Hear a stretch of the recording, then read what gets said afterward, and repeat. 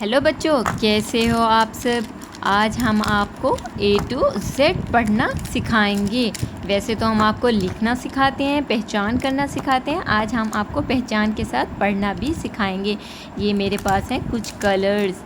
Orange colour, this is a blue colour, this is a brown colour, this is a green colour, yellow colour and red colour. Wow!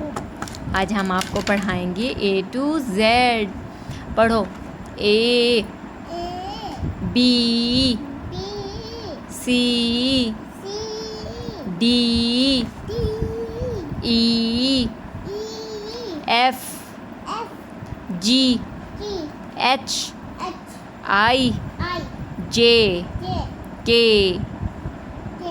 L M N O P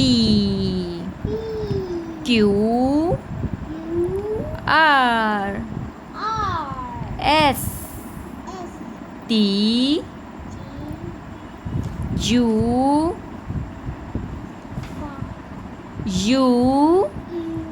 V W X Y Z।